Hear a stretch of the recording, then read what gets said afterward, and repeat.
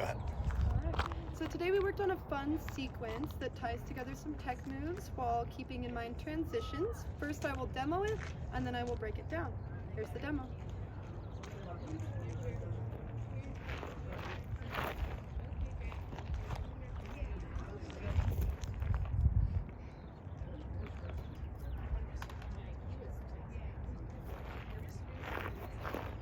Alright, so our first toss that we do, we're going to be tossing the fan that is closest to us. So it's going to be the back fan in orientation to your audience. That back fan is going to have some distance in between the front fan, and it's going to be thinking about tossing it up. So you're going to be tossing that fan coming from your right side, going to your left side, and tossing up and catching with your left hand. After that catch happens, you'll be tips of the fans pointing the ground and palms facing you. To do our next part, we'll be pushing over to the left side of our body, keeping our palms facing behind us. From here, we're going to change the orientation of our body so that we're now back facing the audience. From here, we're going to bring our arms over to our left side without changing the orientation of our palms. And then we're going to be changing the orientation of our body to be the front again and keeping those tips together. The idea here is to make sure that the tips of the fans are tracing each other the entire time, as we're moving over and as we're moving over, with that spin included. So from the top, it will be a toss, catch with both hands, palms facing towards us, and we're going to be changing our orientation while tracing the fans. From here, we're going to change the orientation of our right palm so that it's now facing the audience, and our left palm is facing behind us. For our pushing extension, our top fan is going to be doing a spin on the non-native side of our body. So that spin is going to look like this.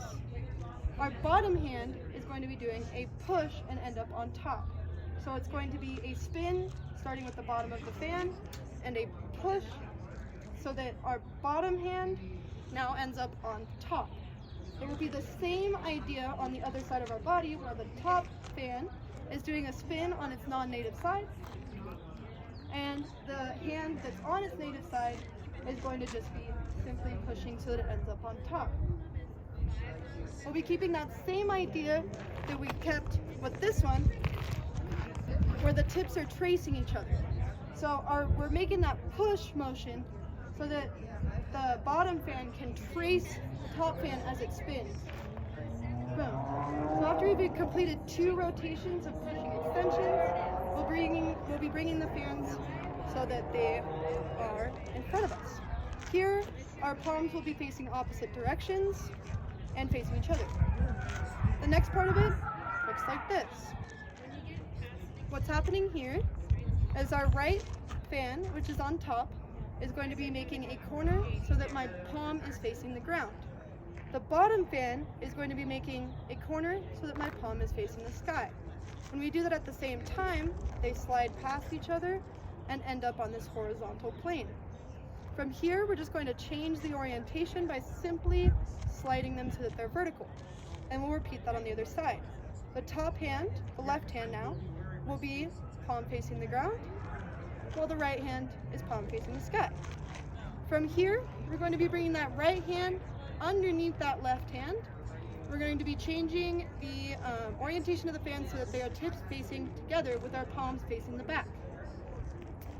While we do this, we're going to be sliding our left hand underneath our right hand so that we can set that right fan on top of the left. From here, we're going to just be simply using our knees to kind of pop up while we lift that hand, trying to keep this fan kind of flat, so we can toss it and catch it with our right hand facing up. So from the top, we've got our toss, we've got our tracer, we have our palm orientation switch, and we have our pushing extensions. Then we have our shape that sets us up for that toss. And then we have our corkscrews, where my right hand is leading with a reverse weave, and the left hand is following with a forwards weave, and we're creating a figure 8. So hand by hand, my left hand starting with my pinky, and it's doing a figure 8 above my head. And my right hand is starting with my forefinger, and it's doing that figure 8 above my head. When I start that, my right hand will be leading and my left hand will be following, and they're both doing that figure 8 weave. All right. The last thing that we went over was hug weaves, which are going to start with my right hand on top and my palms facing away from me. They're crossed over. I'm going to be doing one flip so that my palms are facing the back, and one more so that they're facing the front.